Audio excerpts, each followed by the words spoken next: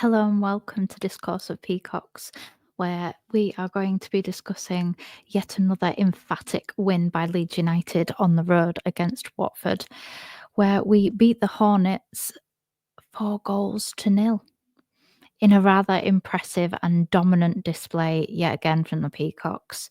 We were every possible amazing synonym that you can think of for the word fantastic. That is what Leeds United were last night. We were breathtaking, we were sublime, we were a team, we were united, we were impenetrable as well. We were absolutely outstanding, and we forced Watford into mistake after mistake after mistake. And that is not to be, we weren't just gifted goals, we created those opportunities by our high press and high octane and relentless style of football. So before I just gush over Leeds United, let's get into the good. Um, for me, Dan James, he was my man of the match. There were several players that could have been included in that option. I thought Pirro was great. I thought Bogle was fantastic. I thought Solomon was brilliant. We were just absolutely incredible. And there's a fair shout for most people that started that game. Dan James, obviously, the opening goal, true Dan James and his speed. Stole the ball, intercepted from a really poorly played blind pass back by the Watford defender. And Dan James just intercepted it, and once over, he would have absolutely skied that ball. But that wasn't to be the case, not with this newfound composure that Dan James has developed over the last season and a half. He slowed his thinking down. He was able to focus, but didn't overcomplicate it either. And he finished it, and the goalkeeper went down probably a little bit too early. So, which he did a few times, I thought, yesterday, and kind of made our decision making easier because he reduced the amount of options that we had. But I thought that doesn't take anything away from the composure that it took for Dan James to finish that opportunity that was handed to him, because of how he utilizes his speed at the correct time, and he doesn't just run willy-nilly anymore. He uses his speed and the Dan James afterburners to fantastic use, and he exploited Watford again and again and again yesterday. It was fantastic. He really is like a man possessed this season, which I am all here for.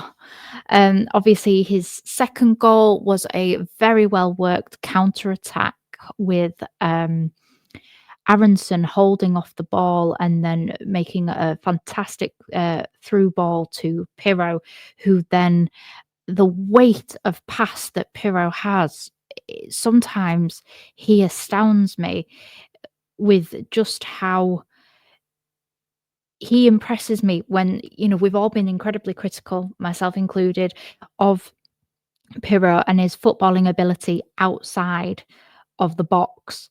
And yesterday he showed that again, similar to the Cardiff game, in the fact that he was instrumental in our build-up play. The pass where he it goes like it like loops round and comes back and meets Dan James perfectly. And again, the composure showed by Dan James is just something that, if you'd have told a lot of Leeds fans a few years ago, when he was playing number 9 for us in the Premier League, that actually Dan James would become one of our most composed finishers at the club, and that he wouldn't just sky every single opportunity that landed at his feet, you just wouldn't, so many people just would not believe it. But that is what has happened because of Daniel Farke, and being able to play and be utilized in his preferred position, which is on the right wing. But yeah, the brilliant ball by Pirro, a fantastic assist, not selfish, which is something that we struggled with in the Coventry game, and we also struggled in parts in the Millwall game. I know obviously it was a completely different team, but I do think that we were for the majority of the time, obviously every attacking player is gonna have that level of selfishness, and that isn't necessarily a bad thing all the time. But the majority of the time we were selfless and we did what was best for the team, and that for me is one of my favorite things when I see a football team is the fact that they're working together and every single one of those players were working as a team. We attacked as a team, we defended as a team. We were Leeds United, and how many times have we been able to say that over the really since Bielsa left? You know, it hasn't felt like that kind of that unity. Whereas this season, there is no kind of yes, we have team players who are probably higher than this level. Solomon, for instance, but there isn't as many egos, I feel, this season. I feel that the good of the collective is being put to the absolute paramount this season instead of what a particular individual can get out of the game or, you know, if they can ride in on their white horse and save us all. You know, we're not reliant on one player this season. We're creating for everybody and everybody is creating for one another. It's beautiful to see. I'm not going to go too gushy over it because, you know, no, I really could. Melier made a good couple of saves as well. His confidence is coming back, which again, regardless of my personal thoughts as to what will happen at the end of the season, is something that I am pleased for. I want every single person who goes out onto the pitch wearing a Leeds United shirt to perform to their very best. I've never doubted Melier as a human being and trying his best. It's whether his best is good enough for us.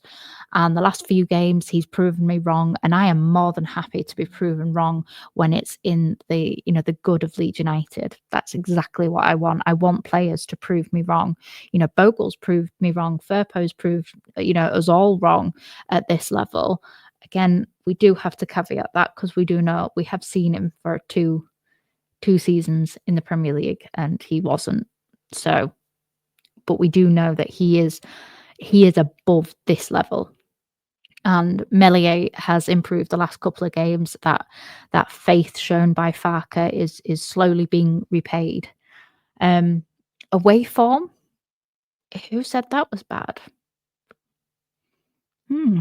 Some back-to-back games, back-to-back wins, back-to-back clean sheets, 18 goals scored with 0 goals conceded.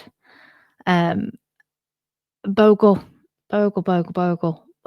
Yeah, I apologize. I apologize because you are exactly what Farker needs in this Leeds United team for this level right now. You are probably one of the missing pieces that we missed out last season.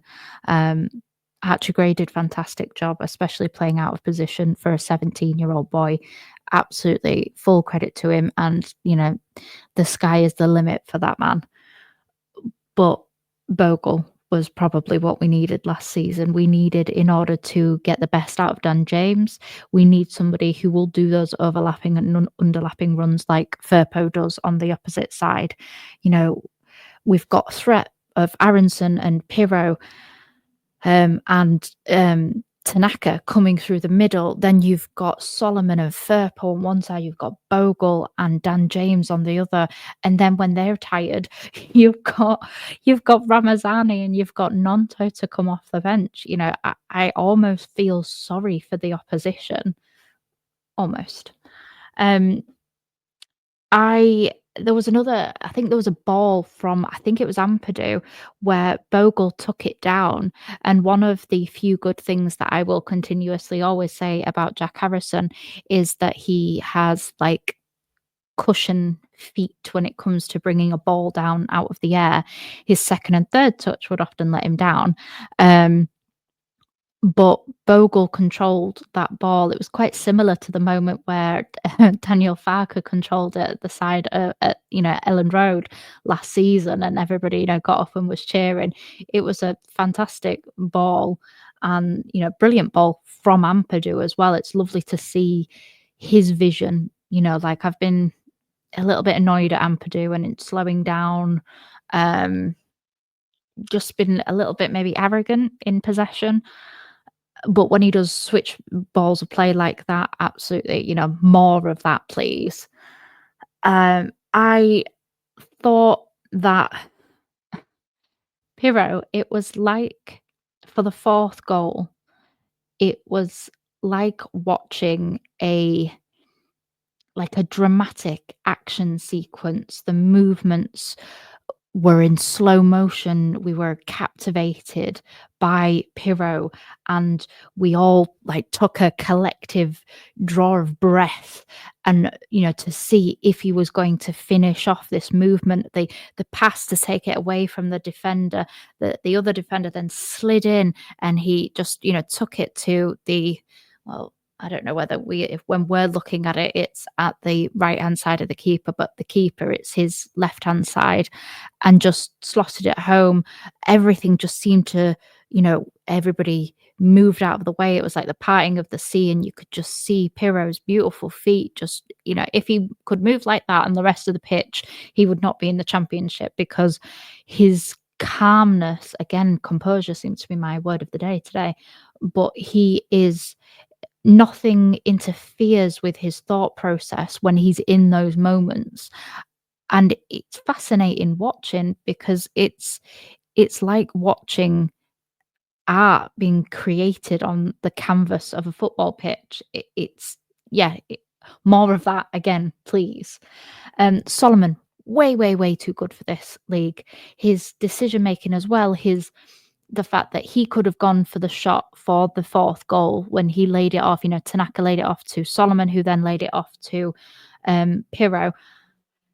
The fact that he's already had a goal and he got an assist. You've got Pirro with a goal and an assist. You've got Dan James with 2 goals. The goal contributions have been spread out so, effectively this season. We're not dependent, but there are certain turning cogs, and though that front 3 seem to be working fantastically together.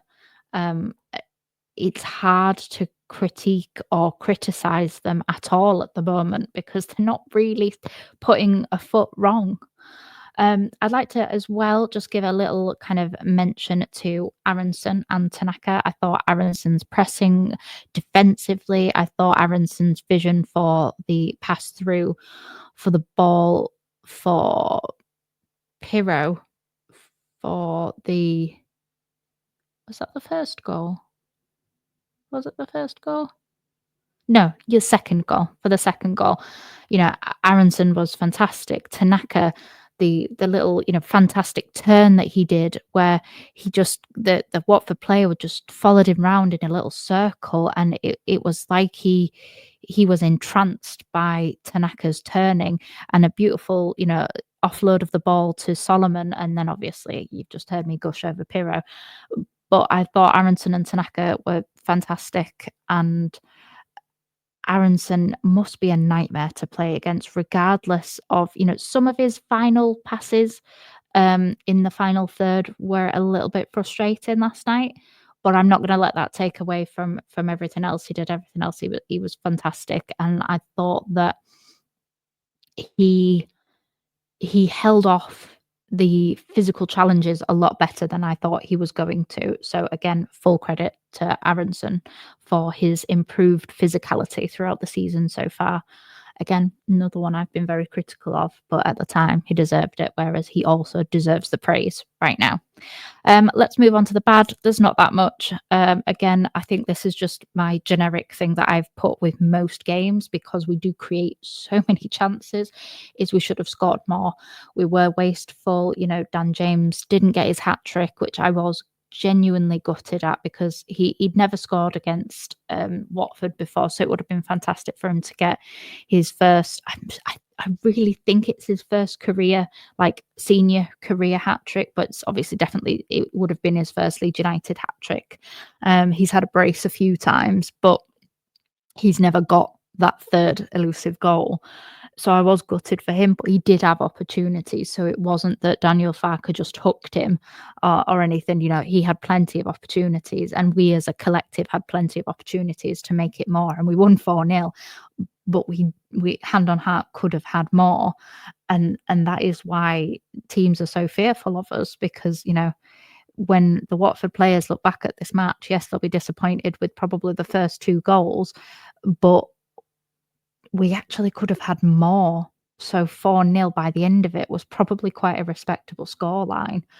Um, we were almost caught out in transition a couple of times, and had they have been a better team, they would have, we would have suffered from that. But Melier stepped up, Ampadu stepped up. Good couple of interceptions there. Again, I think we had like a couple of interceptions from Ramazani as well when he came on. I've been really impressed with the wingers' ability to defend this season. Again, something that we lacked last season. I know this is the bad section, but yeah, I get on to that. The good thing is that the likelihood is there's only a couple of teams this season that could actually punish us for those moments where we were almost a bit kind of lapsadaisical in transition, but we do need to iron those bits out, improve player quality, etc. If we get promoted, I'm still saying if, because I just don't want to jinx it.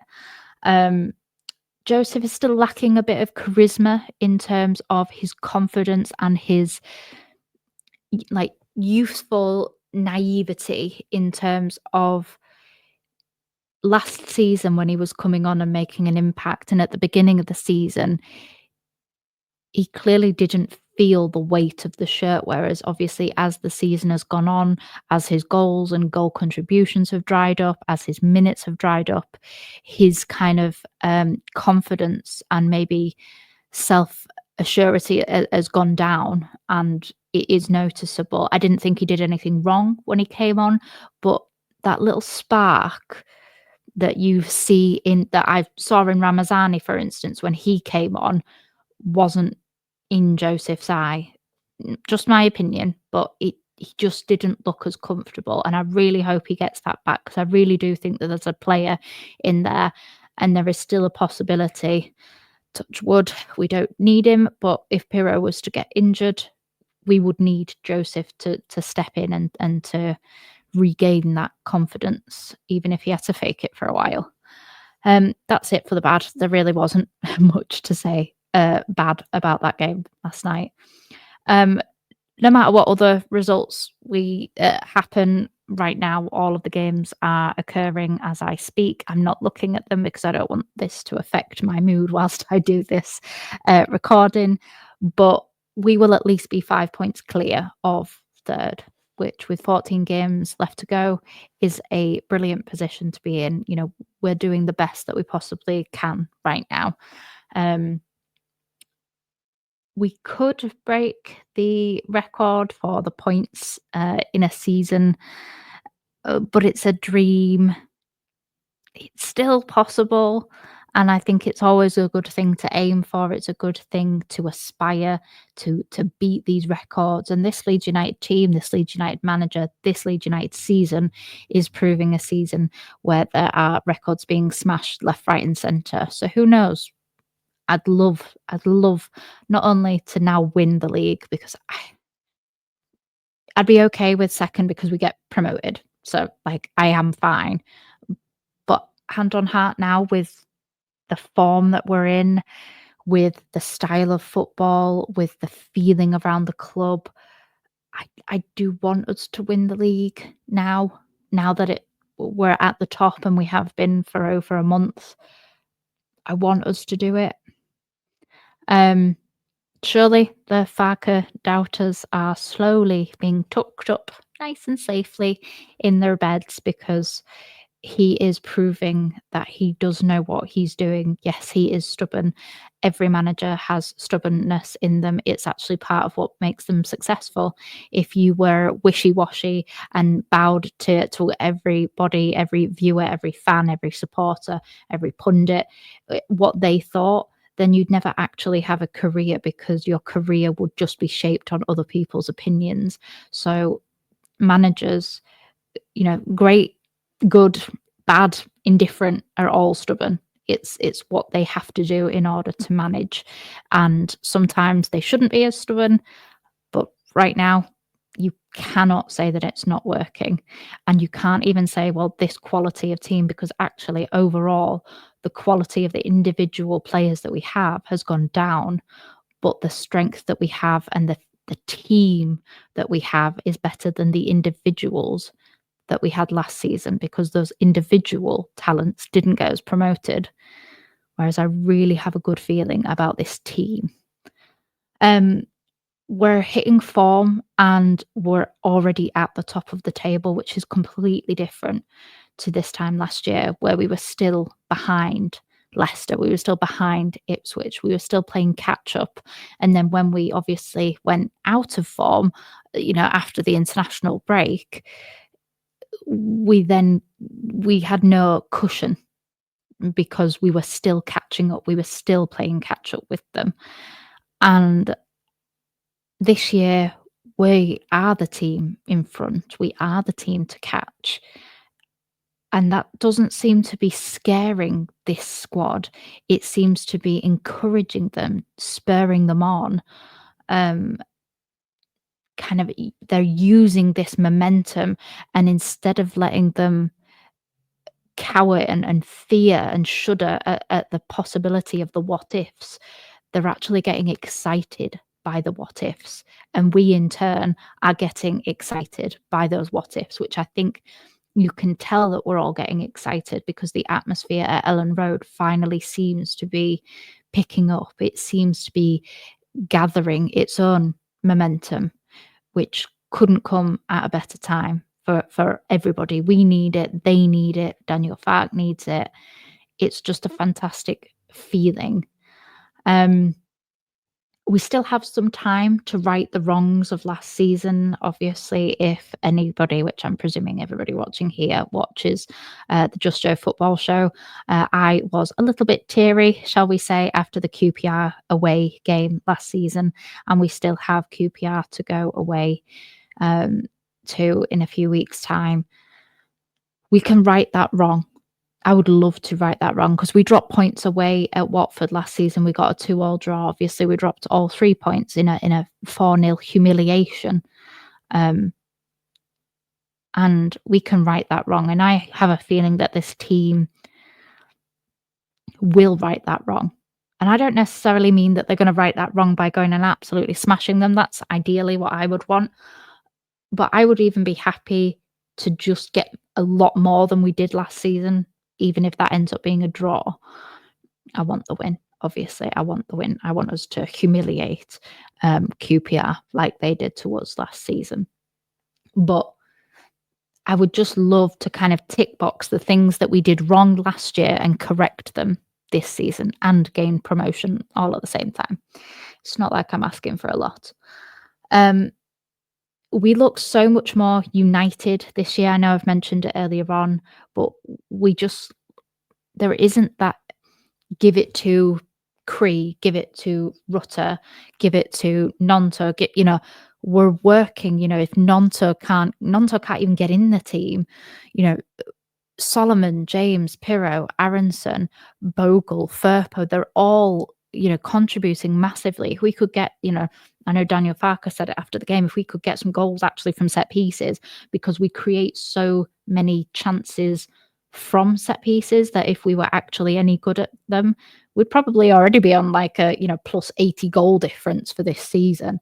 So if we can continue that vein of form and continue that united, everybody chips in with goal contributions one way or another throughout the season, set pieces, etc. The limits and the sky is the actual limit for this team in this division. I just want to say how beautiful it was to watch such a wholesome moment after the game, where the all of the bench, Barker, everybody went over to those incredible away fans, and did a full way with them all, and then, pushed Dan James forward, to be and do it on his own. And I just think that the love that you can feel around it, it's just so wholesome. And these are the moments when you think about football and what it means. And when you're trying to explain to a person who doesn't get why we like football, you want to see moments like that, that kind of that unity and that warmth and that kind of give and take. They gave it on the pitch, we gave it from the stands, and we both had a mutual respect and loving at the end of the game after an absolute incredible performance. So yeah, I think that's me done for today. So less than half an hour. Well done, Evie. Let me know your thoughts below. Let me know what you thought of the game, how you think that we're going to go for the rest of the season. Are you confident? Are you, if you're a Farker, not hater, but not lover, um, are you being, turned round by Daniel Farke's Leeds United? Are you being persuaded that actually he potentially knows his business? Please remember to like, obviously comment and subscribe. And if you would like, become a channel member. And I will see you in the next one. Bye.